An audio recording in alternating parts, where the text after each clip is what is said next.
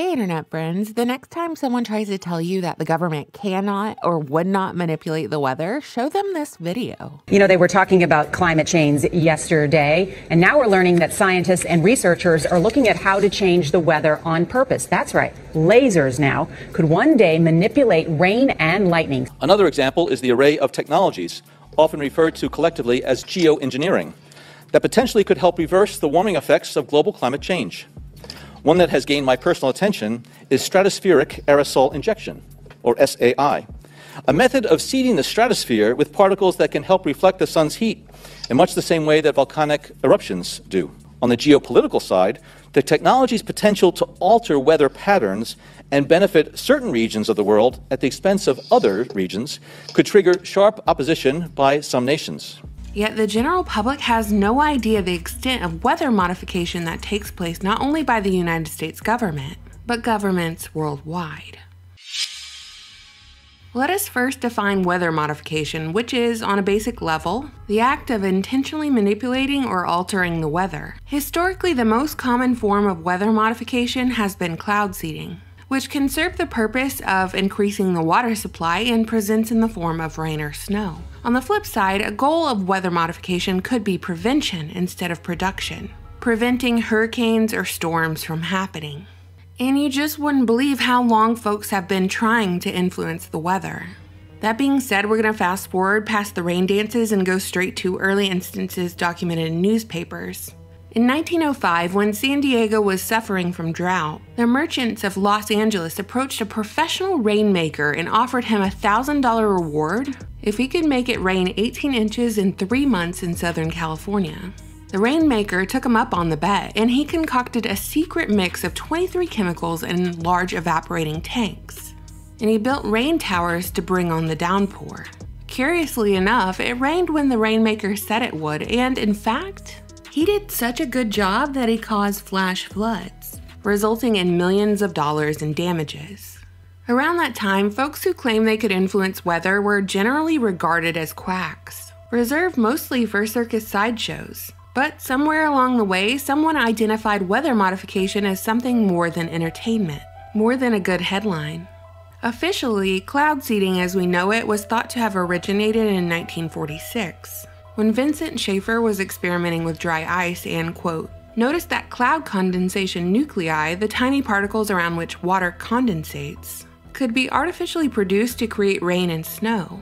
Schaefer put his discovery to the test by seeding the clouds over the Berkshire Mountains in Massachusetts and successfully created precipitation.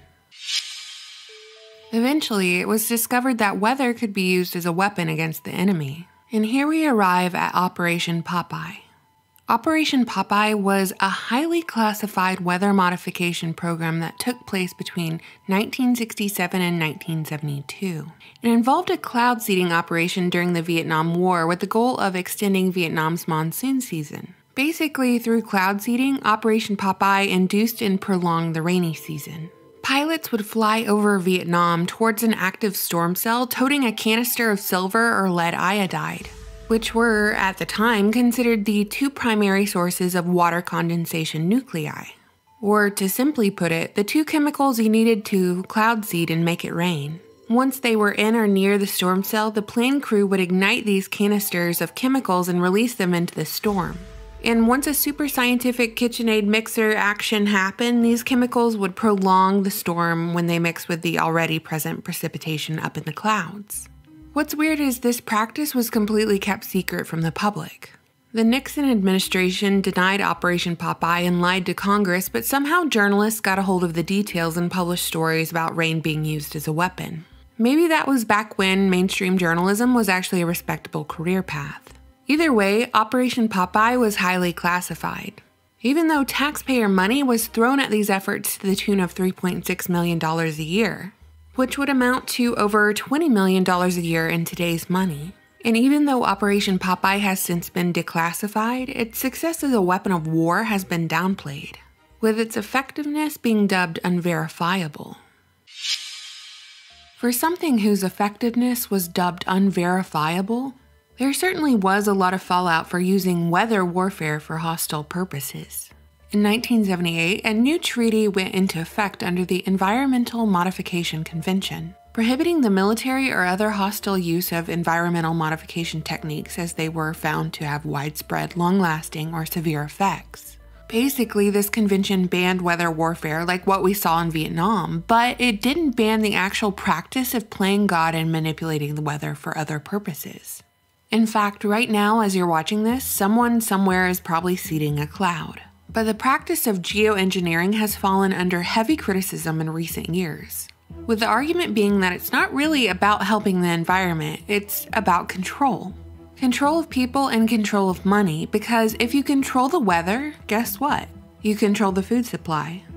If you can create flood or drought, you can create feast or famine. If this technology falls into the wrong hands, do you think the goal could be having everyone begging and groveling on their knees for relief from the very individuals who created the problem in the first place? Furthermore, there's growing concern over the chemicals being sprayed into the clouds and their long-lasting effects on the human body, animals, and the earth, as those chemicals get absorbed into the ground, our drinking water, and our skin. Finally, what are the ramifications for playing God? What happens when you mess with nature in this way? How does this practice affect our overall climate, and does it destabilize our weather systems? And when climate change is such a hot topic, why does the government's use of weather manipulation never seem to make it into the conversation? Instead, the goals of Agenda 21 and Agenda 2030 are implemented across the populace to fight climate change. And these solutions have somehow manifested as population control, living in pods, eating bugs, elimination of private property, and everyone living in smart cities. But no, they never seem to mention how much the government and private corporations mess with the weather. Really, if you simmer down every argument that makes it to the mainstream that climate change pushers are begging for, it boils down to one thing. They're begging for more government intervention. I mean, how much power does your government actually need over you? And can they use weather to punish you if you don't obey? I suppose in a hypothetical nightmare hellscape, they could send a hurricane your way if your particular state or territory falls out of line. But the thing is, very few around you would believe the government was capable of such a thing, that they'd actually have the technology or incentive. What's strange is to know all of this and then watch the news do a piece on cloud seeding like it's some kind of new phenomenon in technology. But really, there are hundreds of US patents concerning weather manipulation and cloud seeding dating back to the early 1900s. Out west, where water is a major commodity, cloud seeding is commonplace, and even a way for ski resorts to bolster business, creating more snowfall. There are stories of mining companies in Australia who are using cloud seeding to prevent rainfall in key locations. But by benefiting themselves, they put the larger region at a detriment, drying out rivers, which kills off native animals, causes dust issues, and hey, could even be a contributing factor to those bushfires we heard so much about this year. China is actually super upfront about their manipulation of the weather. For the 2008 Beijing Olympics, they claimed to have used cloud seeding technology to ensure that the event would be rain-free.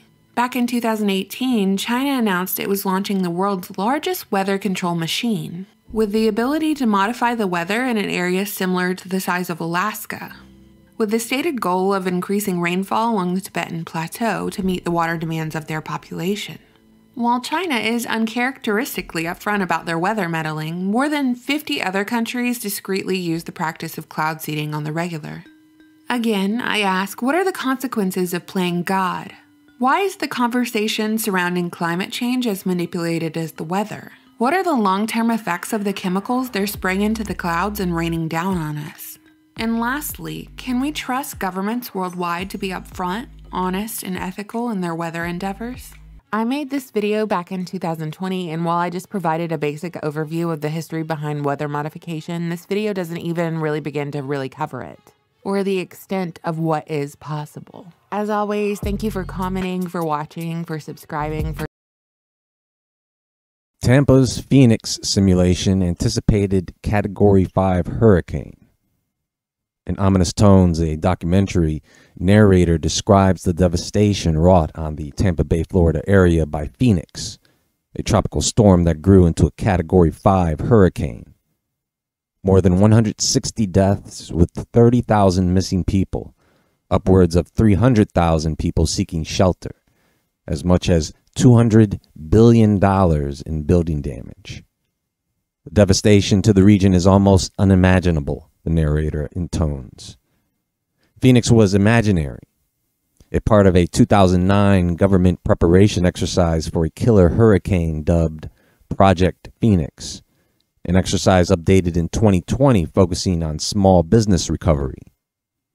Though the storm and a 10-minute documentary were fictional, the warnings have taken on special significance this week as the nightmare envisioned by Project Phoenix approaches in the form of the very real Hurricane Ian. And this article was written in 2022. That's why they're mentioning Ian here. FEMA and the Florida Department of Emergency Management sponsored the 2009 simulation to identify gaps in local emergency planning and figuring out responses across jurisdictions. Randy DeShazo, Tampa Bay Regional Planning Council Chief of Staff, said Tuesday in an email. The tabletop exercise imagined a direct strike from a Category 5 hurricane. With help from WFLA TV, the project created a video combining simulated weather reports and archived video footage from other storms. Now, with that said, I do want to talk about these damn weather weapons. We shall propose further cooperative efforts between all the nations in weather prediction and eventually in weather control. That will permit man to determine the world's cloud layer and ultimately to control the weather, and he who controls the weather will control the world. I wonder if the government knows that many of us are blaming them for the weather. Do you think people in high positions of government are aware that many people think they are controlling the weather? But only the bad weather. None of us are waking up blaming the government for a bright sunny day. But this is not a conspiracy or a theory. They do indeed control and manipulate the weather. It's documented, it's explained, it's real. Now, if they can do that, why would they not propose to reduce hurricane strength? Could they, in some hypothetical cases, unintentionally move or intensify them? Even before that, in the late 40s, they had Project Cirrus, which was one of the first weather modification experiments aimed at hurricanes. This was an effort by the U.S. Army Signal Corps and the Office of Naval Research and General Electric, which they aimed to weaken hurricanes by cloud seeding. In 1947, they seeded a hurricane off the coast of Georgia with dry ice in an attempt to alter its structure. But instead of weakening, the hurricane unexpectedly changed direction and made landfall near Savannah, Georgia. This led to legal concerns, and the project was halted. Then there was HAMP, which was the Hurricane Aerosol and Microphysics Program from 2008 to 2013, which was a research initiative funded by the U.S. Department of Homeland Security and NOAA. It explored whether injecting aerosols into hurricanes could disrupt their formation and intensity. Researchers explored the effects of aerosols on cloud microphysics to see if it could reduce the intensity of storms. And HAMP used advanced simulations to model these interactions, but it didn't result in any active attempts to modify hurricanes in real life. Or that's what they tell us, at least. Recently, there has been interest in using lasers to modify weather, including hurricanes. And they theorized that lasers could be used to create channels of ionized air that influence storm patterns or generate small disturbances that could weaken hurricanes.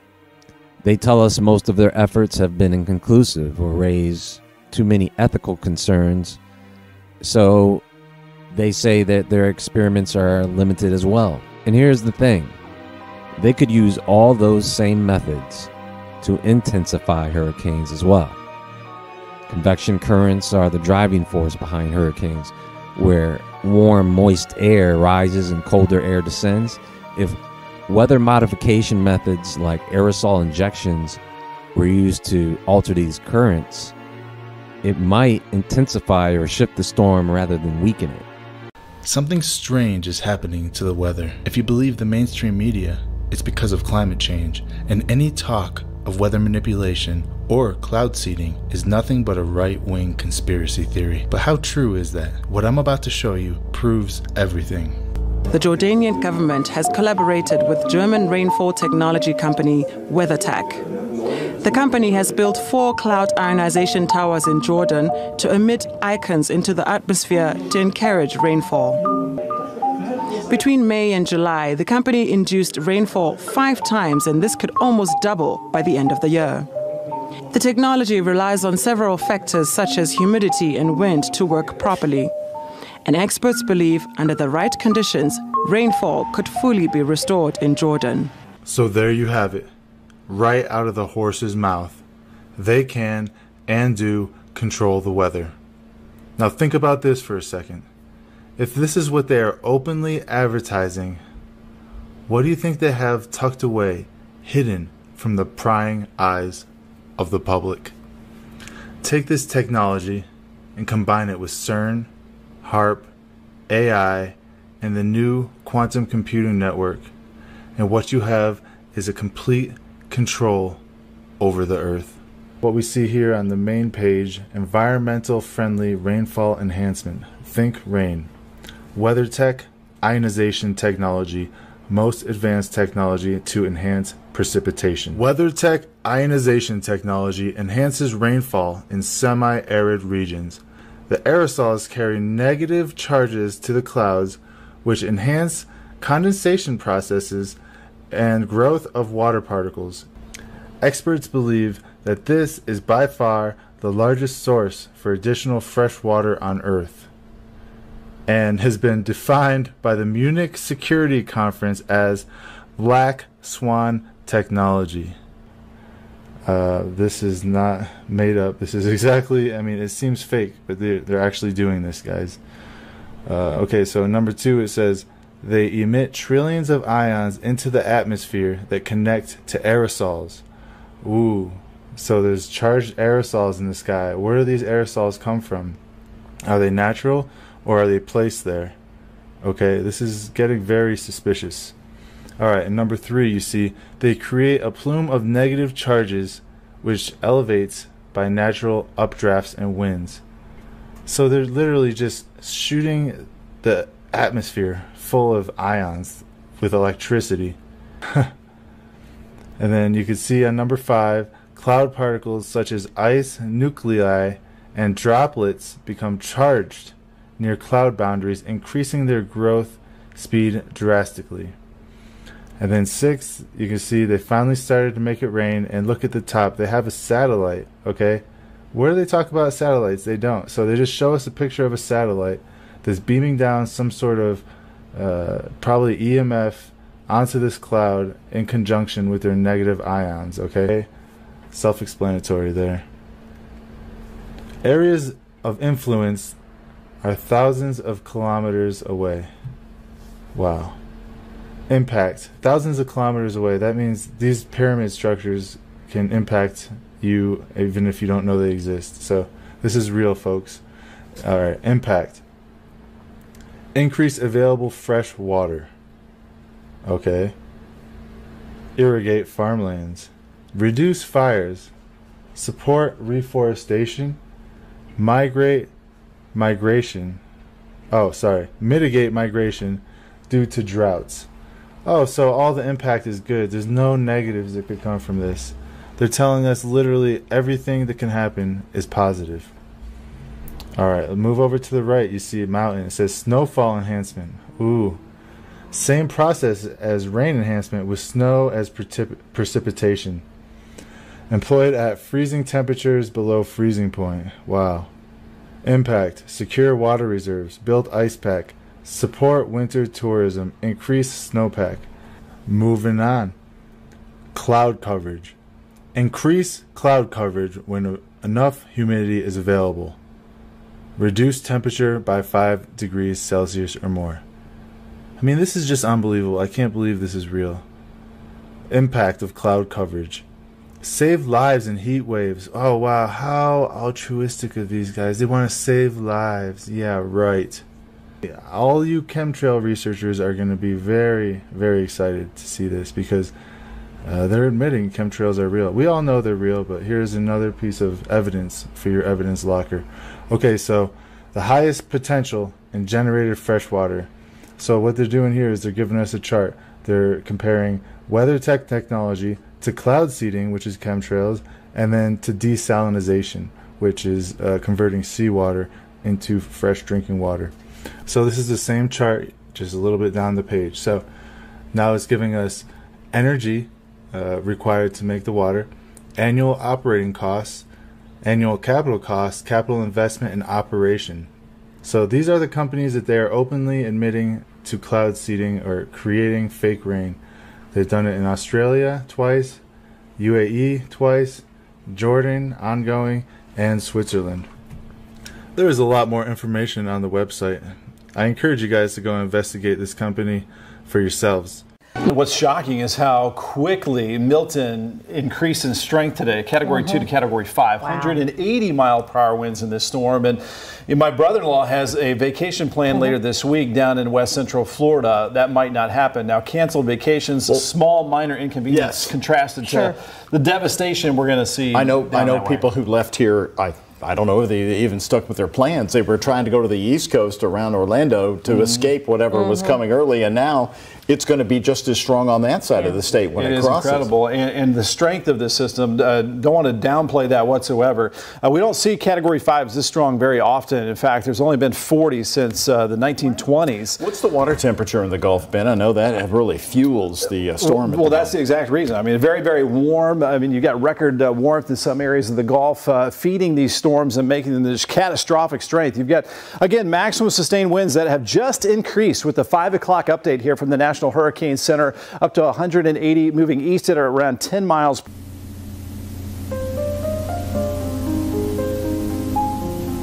We know the race is not to the swift, nor the battle to the strong. Do you not think an angel rides in the whirlwind and directs this storm? This work continues. The story goes on, and an angel still rides in the whirlwind and directs this storm. I will keep America moving forward, always forward, for an endless, enduring dream and 1,000 points of light.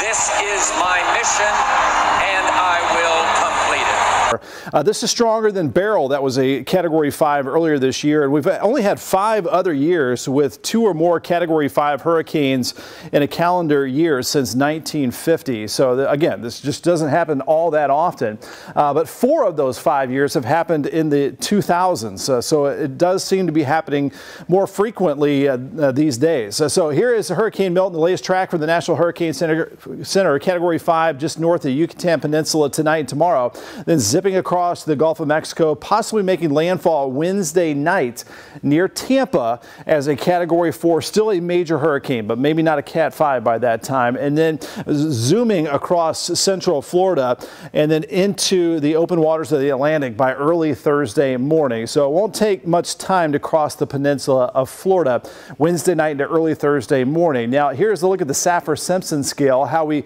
see how strong these storms and what kind of damage they can do. Right now, at the strength of Category 5, that's when we get those maximum sustained winds over 155 miles per hour. That means most homes near a coast will be underwater, possibly anywhere from 8 to 12 foot of storm surge and flooding. No power for hundreds of thousands, if not millions of people, and roofs blown off. A Category 5 hurricane is like an EF4 tornado, just over a much wider path. So just to drive home a point, you'll find very, very few geoengineering or chemtrail sites that talk about weather modification incorporated. You can see program services, meteorological services, atmospheric assessments, cloud seeding, weather radar systems. That's the Doppler NEXRAD we'll get into at another time. Here's the aircraft everywhere. But they have atmospheric assessments in the clouds, the transformation of invisible atmospheric water vapor to visible droplets governed by nucleation, the character of local aerosols and cloud condensation nuclei. Okay, so you're not hearing that being talked about on all these sites, and folks.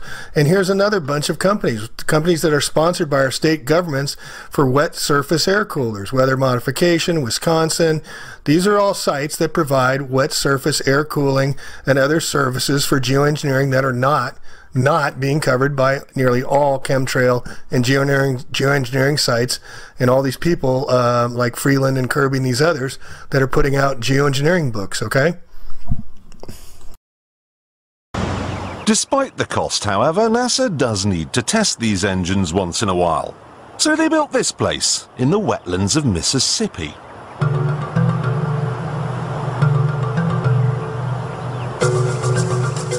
This gave them an imaginary boundary line, and anyone living on the inside of it was offered a simple choice. Stay, and you'll never hear another television program as long as you live. Or take the NASA shilling and get out. No one stayed, and NASA ended up with exactly what it wanted. 125,000 acres of nothing.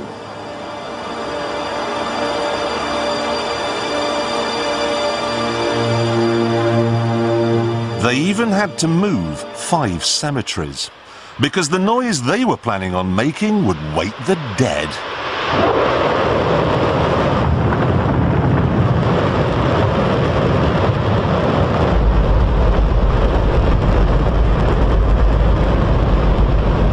Don't worry if you can't hear what I'm saying. I couldn't even hear myself. This is the loudest sound you could possibly conceive. And, as it turns out, the cleanest.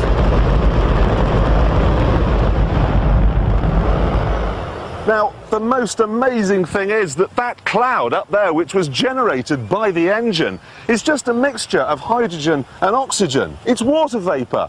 And in about an hour's time, someone in Mississippi is going to get wet washing. It will actually rain.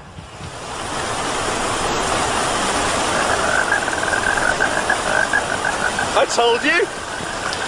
It's raining! I figured as I climbed back on my tractor that things couldn't get any worse. But I was wrong. Very wrong. The next day it started to rain again, and this time it didn't really stop for the next 6 weeks.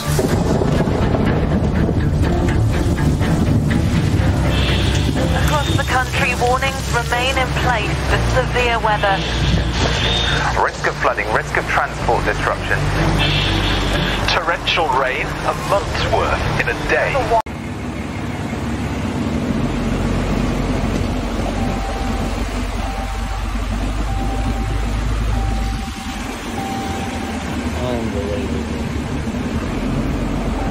High here is at its highest level since records began, clearly unprecedented. The Met Office says it presents a danger to life and caused havoc not seen for almost a century. But we begin tonight with the spiraling emergency after Hurricane Helene, the mounting death toll, at least 182 lives lost, hundreds still unaccounted for. Tonight, President Biden touring the devastation. The president sending 1,000 active duty troops to the region to help. And tonight, the once vibrant city of Asheville, North Carolina, right here, is in a shambles. Buildings and roads severely damaged by powerful floodwaters. We have new video tonight of the raging river nearby, picking up a home right there, slamming it into a pile of debris. Dashcam footage capturing the moment a couple narrowly missed being swept away by this landslide. This is from the Blue Ridge Mountains. President Biden taking an aerial tour of the hardest hit areas with the mayor of Asheville, with North Carolina's Governor Roy Cooper. The president calling what he saw today heartbreaking. For British farmers, the autumn of 2019 was Armageddon. My farm is 700 feet above sea level, and the brashy soil drains well. But even it had become a quagmire. Vice President Harris in the storm zone in Georgia tonight with a message for families hard hit and thanking first responders there. And planting seeds in ground like this is impossible.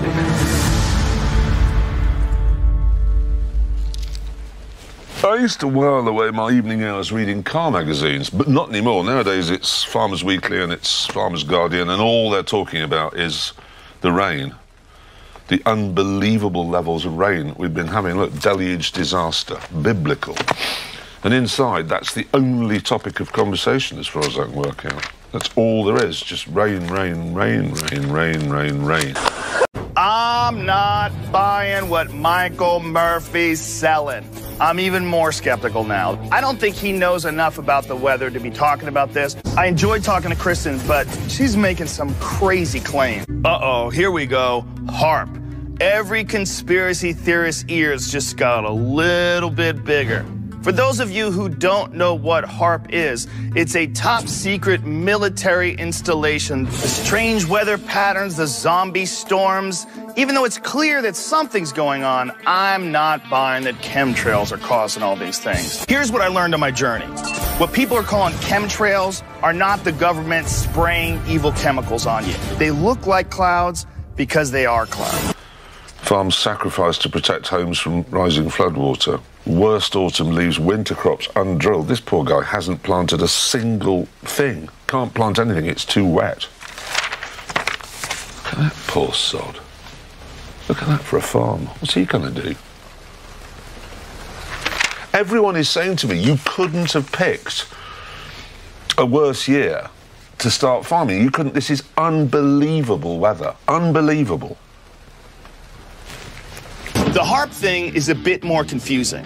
It's terrifying when you're too dumb to know who's stupid. And unfortunately, that's where I find myself. And the only people who really know are the people that are working at HAARP. And none of them are talking. And I wouldn't talk either. And none of them are talking. And I wouldn't talk either. And now we're learning that scientists and researchers are looking at how to change the weather on purpose. That's right. Lasers now could one day manipulate rain and lightning. CBS This Morning contributor Michio Kaku is a physics professor at City College of New York. Professor, nice to see you. Extraordinary seeing Al Gore and Bill Clinton there together with Charlie, wasn't it? That's right, yeah. Yeah, they did not get into this discussion, no. though. But it is fascinating. I mean, lasers, really, to change the weather? That's right. Well, as Mark Twain once famously said, everyone complains about the weather, but no one ever does anything about it. Well, instead of doing a rain dance, we physicists are firing trillion-watt lasers into the sky to actually precipitate rain clouds and actually bring down lightning bolts. This is potentially a game changer. But this is experimental. It's experimental. However, in the laboratory so far it works. When you have water vapor and you have dust particles or ice crystals, you can precipitate rain. It condenses around the seeds. These seeds can also be created by laser beams. By firing trillion-watt lasers, you rip apart the electrons, creating what are called ions, and these ions act like seeds, like dust particles, bringing down rain and even lightning. Go ahead. Well, this fascinates me in part because, too, I remember reading the stories that China had used this during the Olympics, that the USSR had used this after Chernobyl to create rain clouds. I mean, did those really work then? We have some of these capabilities now? Inconclusive. Even in the 60s, the CIA used this to bring down monsoons during the Vietnam War, to wash out the Viet Cong. Are the world's governments manipulating the weather and creating huge zombie freak storms? Governments have been playing with this thing. Alleged to. Alleged to, right. Yeah. Now, we realize that for decades now, these governments have been alleged to have experimented with weather control, but nothing conclusive. This time we're bringing in the laws of physics rather than simply waving our hands and uttering mumbo-jumbo. We're actually using trillion-watt lasers now. And in the laboratory, sure enough, they precipitate rain out of water vapor. Sure enough, you can actually bring down electricity down the beam. So what does it mean for drought areas that need to have rain for crops, and if they don't have them, there's the consequences of famine? Well, the bad news is if it's a clear blue sky, it's not going to do anything at all, because it only takes water vapor that's already in the air and condenses it. That's unbelievable! Oh, NASA's playing God. It's making its own weather.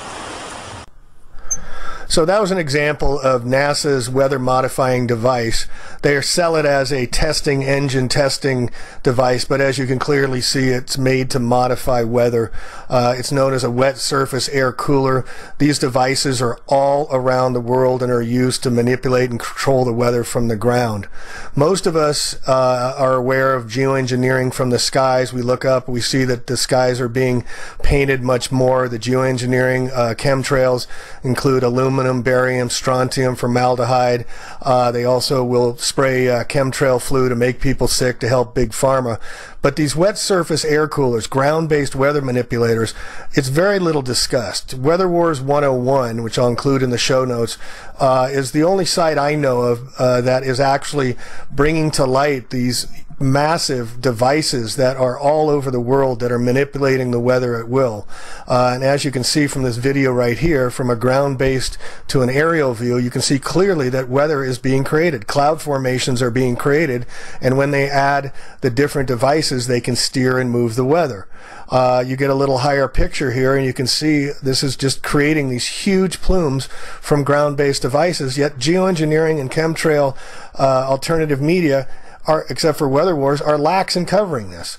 The devices they use to steer the weather, you've maybe seen them, they look like golf balls, are called NEXRAD, Doppler radar, you see on TV, you hear on the news services.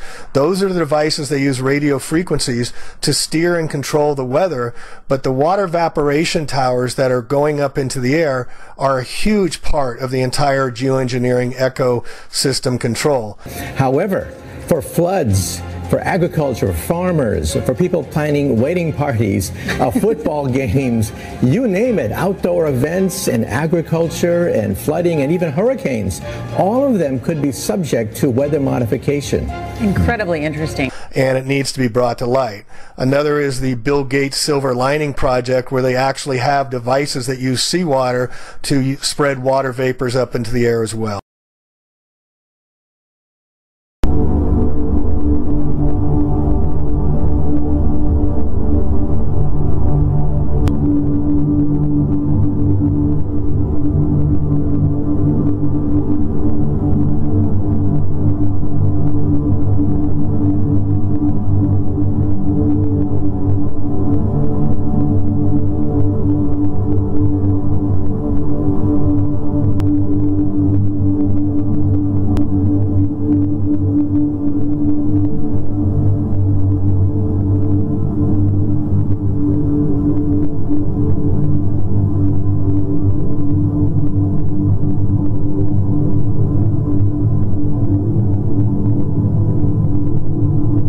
So this is a whole new avenue for geoengineering and for the chemtrail activist to get involved with and start discussing how wet surface air coolers, WSAC, are a huge part in the entire weather manipulation closed loop system, using chemtrails, barium salt to activate the clouds so the water vapors can interact, and then the NEXRAD, Doppler, HARP facilities, radio frequencies to steer the weather. And here you can see it's like the Home Depot of water surface air coolers. That's how prevalent these all are. The heated up water from the condenser outlet is sprayed in the cooling tower, which induces a natural air draft, and the sprayed water loses heat. This is how a colder liquid is always provided at the condenser inlet. Lasers sound like the stuff of science fiction, right? Sound completely unbelievable. How could our military possibly be using those in future warfare?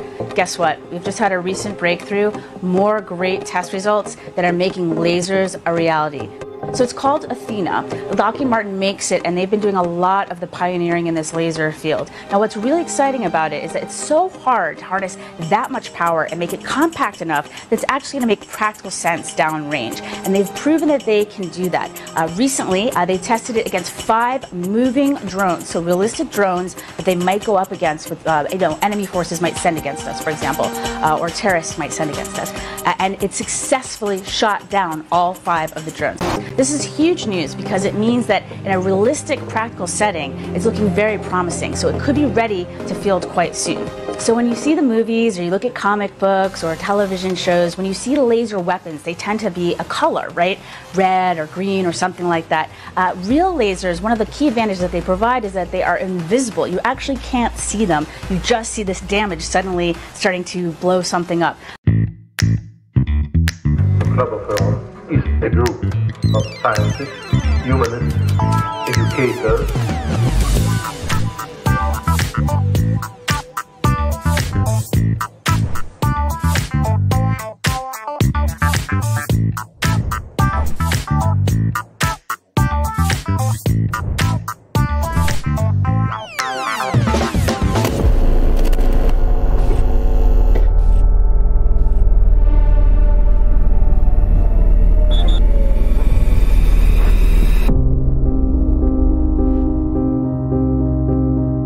It's irritating that humanity has not listened to us, but they haven't. The warning bells were there already 50 years ago. The big difference is that now we truly are in the midst of the crises. We are much, much closer to potentially catastrophic outcomes. Now we have a short opportunity where everything is up in the air. We thought it was the time to now reassess to see what does science tell us today and how does the future look like the next 50 years. We have to change the story. We have to provide a plausible, coherent, consistent, and also science-based and numbers-backed story that people find more attractive than business as usual.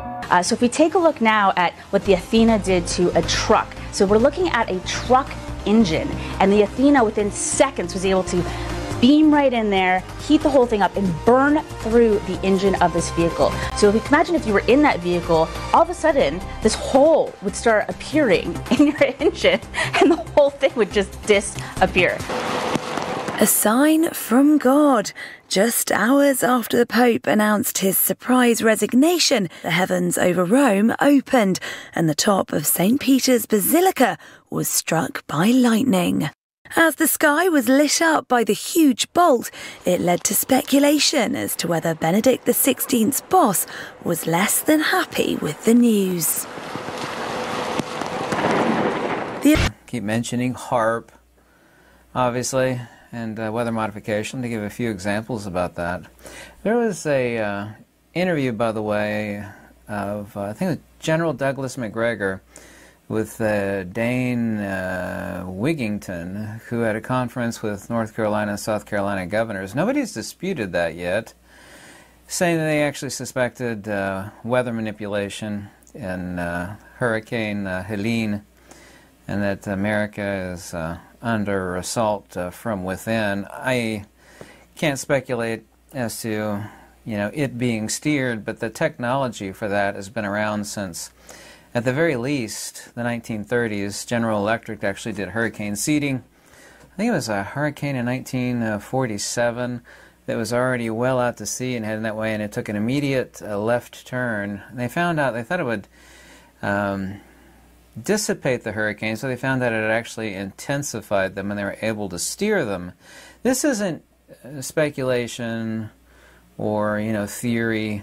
That is actually proven fact. General Electric did that in the early, I think it was 1944 or 47. It was dry ice seeding of a hurricane. Also, too, there's a hurricane control patent, 2003/0085296A1, if you want to look at that. People say, well, why would you do this? And, of course, the first thing everybody's going to say is the quartz mine and the future lithium mine that are there in North Carolina. I know they're going to say that, but we have to ask ourselves, what master does it serve? I actually knew when the hurricane was going to take a direct path up through the major bend in Florida, that it would be passing over the shortest landmass, so it would penetrate the furthest into central United States here. By the way, the ex-president, whatever anybody thinks about him one way or another, he confirmed that a bunch of gear that was donated by Elon Musk was confiscated by FEMA, and only after a huge outcry was it actually released. There are actually hundreds and hundreds of reports of, I forget the name of the school where people were actually doing a monetary donation drive, and a government agency actually came in and swept up. The government did take that. That's actually confirmed. Anyway, steering hurricanes is a 70-plus, 80 actually now, 80-year-old technology. By the way, I don't know if you saw this. This was happened earlier today. The press secretary was walked out when she was actually grilled about funding for countless things that didn't require congressional approval, and yet they're actually saying they need congressional approval to get funds to the people of North Carolina and Tennessee and Georgia. By the way, Valdosta, Georgia, which is 30 miles north, I've driven through it a million times, 30 miles north of the Florida border. When the hurricane actually hit there, it was a very powerful Cat 2/Cat 3 hurricane in Valdosta, Georgia, 30 miles north of the Florida border there. There's a lot of devastation in Valdosta, but of course countless places. Everybody keeps talking about western North Carolina, but there's a lot of devastation in Tennessee, North Carolina, a lot in Georgia. There's a lot of devastation even here in Kentucky, actually. By the way, Operation Popeye, which is a project for weather control, was a military cloud seeding project carried out by the United States Air Force during Vietnam War between 1967 and 1972. Highly classified program attempted to extend the monsoon season over specific areas of the Ho Chi Minh Trail to disrupt northern Vietnamese supply lines by softening the road surfaces and causing landslides. Chemical weather modification was conducted from Thailand over Cambodia, Laos, Vietnam, and supposedly sponsored by the Secretary of State Henry Kissinger and the CIA without authorization of the Secretary of Defense Melvin Laird, who had categorically denied that such a program of weather modification even existed. But we now that it not only did exist, we have the detailed specifics. So this technology has been around. So no later than the early 1940s. General Electric did hurricane seeding in the 1940s. You remember a few months ago about, was it Qatar or was it Bahrain that was doing a cloud seeding and the desert turned into a really horrific swamp? You remember that? The cloud seeding worked perfectly. Let's actually get on to the important part of, like, why would anybody do this? Who cares about Northern Carolina? And everybody's going to say, well, lithium. I don't know if you know this or not. This was an article from May of this year. It says, a tiny backwater town in Northern Carolina will help fuel the world's AI revolution with enough quartz. Now, importantly, this is super pure quartz for semiconductor production to power a $530 billion a year semiconductor global industry. It has like a 200 or 300 year supply to feed the entire world. In addition to the lithium mines, this extremely high, extremely pure quartz mine for semiconductor production is even more important than the lithium. But here's the masters that this serves of the destruction of Appalachia. And I can think of 7. Radically sways people's ability to even access that. I mean, they don't even have fundamental supplies. The lithium mine. Super important. We actually ship this stuff all over the world for semiconductor production.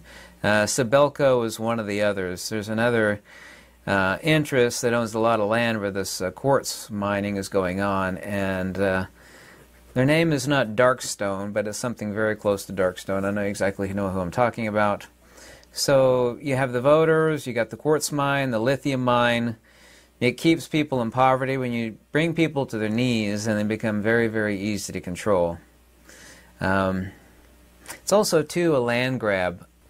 Are you guys recording me? Yeah, he's filming.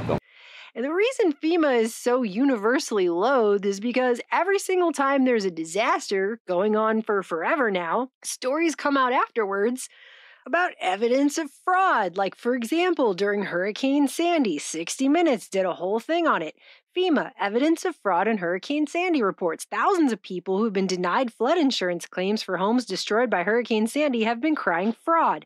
Now the executive in charge of the Federal Emergency Management Agency's insurance program tells 60 Minutes he has seen evidence of fraud in reports used to deny them their insurance payouts.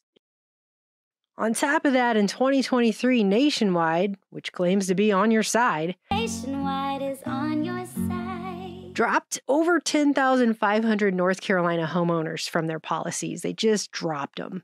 And over half of them were due to hurricane risks, which is something, by the way, that Florida homeowners know all about, considering more than 30 insurance companies have now either fully or partially pulled out of Florida altogether.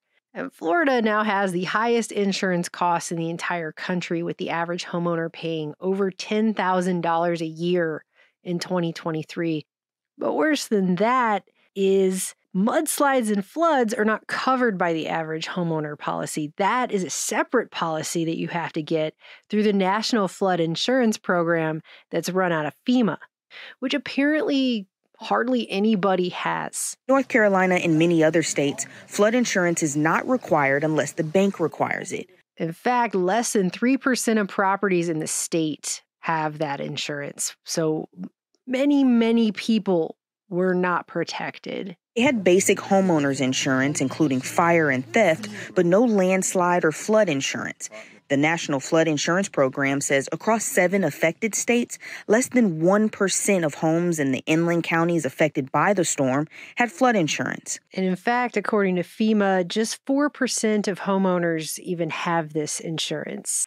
So the bottom line here is there are a whole lot of people who are not going to be covered after this event. And if your house doesn't get completely wiped out from it, getting water in your house can do tens, if not hundreds of thousands of dollars in damage to a house. And there's just not a lot of people sitting around with hundreds of thousands of dollars ready to pay out of pocket to fix these things. So what's going to happen to their house? What's going to happen to their land? Because somewhere, somebody had this data and they recognized that a lot of these people were not going to be covered after this happened. Americans on the ground affected by this who don't have an ability to go online or download their app, or they have to take pictures with their phone of the flyer to even get the information. At the same time, this administration is announcing $157 million more dollars, bringing the total to $385 million specifically for essential needs such as food, water, and shelter to the people of Lebanon. Rightfully, you have people on the ground in North Carolina asking, are they going to make those people go online and download an app to apply? Are we going to make them apply? Are we going to make them go online and fill out applications for this assistance? No, we're not. Still have to go through and verify the damages that have been done. Yeah. You know, and that you own the house and that you are the renter. So that you can limit the amount of fraud, which we've seen in other areas. We got it. Thank you very much. Absolutely. And you want to know why we, the real American people, don't like you. They're saying the money is needed for this crisis is being diverted to migrants. What a ridiculous thing to say. It's not true. We are meeting the immediate needs with the money that we have. We are expecting another hurricane hitting.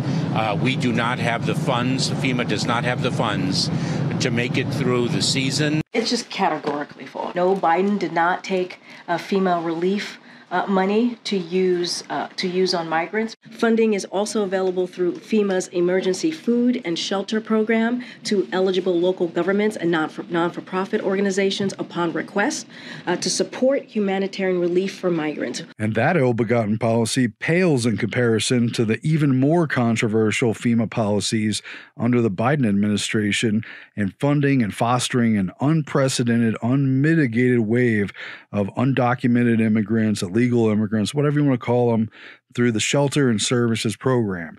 Congress allocated roughly $1 billion for migrant assistance. The Shelter and Service Program helps distribute funds to help communities provide services to migrants, such as temporary shelter, food, and urgent medical care. And FEMA says on its website that disaster relief money has not been diverted for other non-disaster related efforts. There are headlines where they claim they've learned from their failure, but you know what? No, I don't think they have. And by the way, guys, this agency gets $30 billion a year, okay? $30 billion a year. What for? Since October 6th, I've been seeing video now of their donation sites getting rotor washed by black helicopters. The first one I saw was from October 6th. You had a black helicopter come in and hover over the donation site and then fly in real low and just blow everything all over the ground. And, you know, people are getting hurt, supplies are getting destroyed. And there's talk that transponders are being turned off so that these things cannot be tracked. And it's not the first time it's happened either now. There was another reporting of this happening, at least one other, if not two more reports of the same thing. So somebody is actively working to destroy citizen donation sites that are being set up through these organizations to try to help people. It's one of the sickest, most twisted things I think I've seen yet. Make it make sense. As the Cajun Navy said, they wrote, y'all were trying really hard to stay out of the conspiracy space, but some people aren't making it easy. This actually happened to a distribution site we supplied in Western North Carolina. Make it make sense, please. And there really isn't any way to make that make sense without entering a conspiracy space. But, you know, at this point, guys, we really have to stop being scared of these words and these labels, because this stuff is happening. And I can't believe I'm even about to say this after everything I've seen, but apparently the Connecticut National Guard is investigating, or at least reporting on, the investigation into the Black Hawk rotor wash incident. And they're saying that the initial investigation indicates the helicopter in this video belongs to the North Carolina National Guard, and that the pilots have now been grounded until a further investigation can be completed. But in the meantime, what the actual If you're reading about FEMA online and wondering if they're really a pain in the tail, I can confirm it is true. I tried to send in a pallet of chainsaws 2 days ago, and we had to divert it somewhere away from FEMA because they wanted to confiscate. FEMA, those ain't your chainsaws. Western North Carolina, Asheville, you know, that whole area, wherever they can land and drop off supplies. And FEMA has flown in like 10 or more helicopters and blocked a runway here at Greenville downtown. Okay, here's the helicopters that are blocking one of the runways here at Greenville downtown. All flown in by FEMA helicopter pilots. And they're just sitting there doing nothing. Greenville Aviation over here taking in all kind of supplies, everything that people want to drop off. There's a huge operation going on over here. Yesterday we ran about 30-something planes, and they came in and halted. FEMA came in and halted all that operation. Today it's awfully quiet, and we see these helicopters lined up. And they have a booth set up here and everything. Turns out that's FEMA. FEMA has shut down all the local donation operations that were going on and delivering supplies, and now they're saying that they're not allowed to deliver any more supplies anymore. So all these people are, unfortunately, have all these supplies but cannot take it up there. So that's our government for you. Oh, and another thing, those helicopters that have been sitting there, I've been sitting there since this morning. Haven't seen a single movement, just a bunch of unpacking of important equipment and nothing happening. So I'm so sorry, North Carolina. We're trying to get some long-term emergency water to the people in North Carolina, and they're being told that they need special requirements from FEMA in order to enter these certain areas. And so we're trying to find the workarounds for that. By now, everyone's heard about what's going on in the western part of Carolina, eastern Tennessee, Florida, Georgia. Donate. Please donate what you can. Try to find a nonprofit. Donate. But please do not donate to FEMA. They are hindering a lot of what people are trying to accomplish out in the western part of the state. So I'm just going to stop there, because so many videos Dozens upon dozens, if not hundreds of videos are now up on social media of people saying basically the same thing. If I just spent hours and hours of my life, I could collect them all and probably make you half an hour long montage of just the same story over and over and over. But we have other things to talk about. So many stories like this now are coming out of the area that FEMA has responded by putting up a Helene Rumors website for rumor control. Meanwhile, the point I just want to make is all of these videos that people are making where they're talking about being blocked by FEMA or turned around or all these people, their handles and their faces are on these videos. These people are putting their names and faces behind what they're saying, left and right, all over the place. I mean, that woman is a realtor in the area. She is well known to many people. If she's just blatantly out and out lying, her entire community knows her. She's a realtor. You know what I'm saying? Her name is right out there. Her face is out there. She's not hiding who she is making these claims. None of these people are hiding who they are. They're all putting their faces directly on camera and they're saying, this is what I'm seeing. This is what is happening with FEMA. So are all of them liars? That's a really bizarre phenomenon for a whole bunch of people to get together and put their face and their name on camera and then just blatantly lie. It doesn't prove they're not lying, but it'd be really weird to just have hundreds of liars all of a sudden all getting on camera being like, here's my name, here's my face, and I'm just going to tell you some blatant lies that you can't find me later and check up on. I mean, do you see what I'm saying? Why would the single least popular political figure in the last half century want to take control of any social media? Why would that be? Why is she saying we? She's not in any office. What control of what? What the hell does she control? I had no idea things had gotten so out of hand that they might lose total control. They only have partial?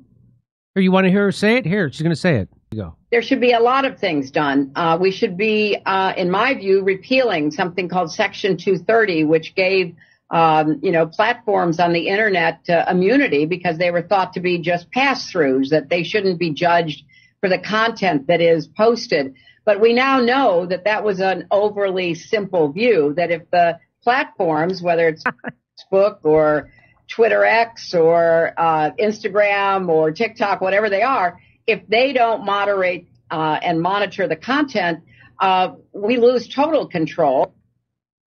So that's where if this was an hour crime drama, that's where the music would come up and the actor would realize, oh, I just accidentally confessed. Come on, repealing the Constitution is necessary, guys. We need to do this. How else are we going to destroy the country from the inside out? Look, without getting rid of this annoying roadblock of free speech? Yeah. About Section 230. Do you know what Section 230 is? So Section 230 is if you're a bookstore and someone writes a book that has something that's criminally slanderous or defamatory in a book that you sell, you don't sue the bookstore. The bookstore has immunity from that. You sue the publisher and you sue the writer because the bookstore is not the publisher. But on social media, you also can't sue social media, even though they act like a publisher. How do they do that, Jimmy? Well, they censor people and they censor certain things. So if a bookstore owner was going into books and blacking out certain parts of it, they would then be considered a publisher. Right. So they don't have to tell them. They want them to do it without being told what to censor. And that's what social media does. So they get a special cutout called Section 230. Well, they say, even though you're acting like a publisher, we're going to treat you like a bookstore. So you have no liability. Yeah. And then you can censor on behalf of us. And then when people don't like it, you go, we're a private company. You can do what they want. It's a private company. So funny story about Section 230. Trump was threatening himself to repeal Section 230 back before the Twitter files came out. Do you remember that? Yeah. And now that seeing Tim Pool talk about it. And now that the Democrats no longer have total control, Hillary wants to repeal Section 230. It's crazy. Everybody on the conservative side was like, they should repeal it. They're censoring people. They should get sued. They should risk liability now. Yes. And all the Democrats, no, mums, it's unbelievable to hear her saying that now.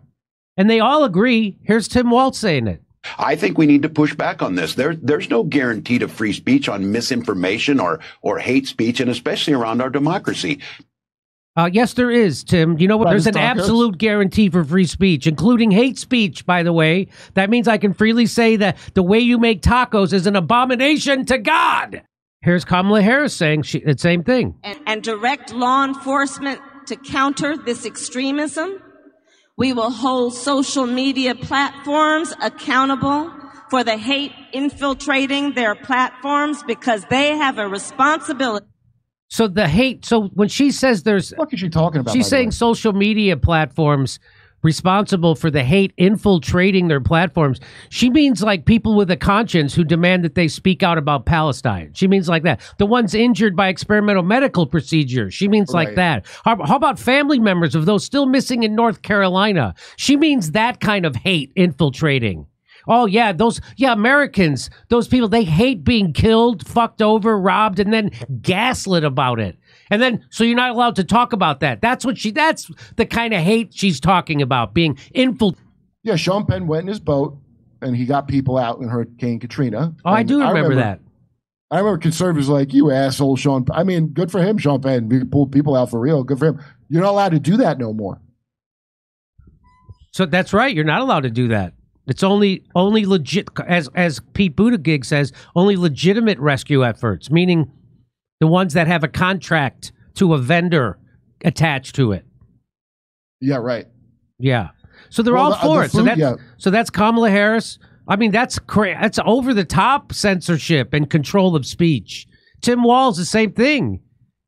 And Hillary Clinton, they're all in. Isn't it funny how they're all in agreement on on hating the Constitution, getting rid of the First Amendment and free speech, so they can control you?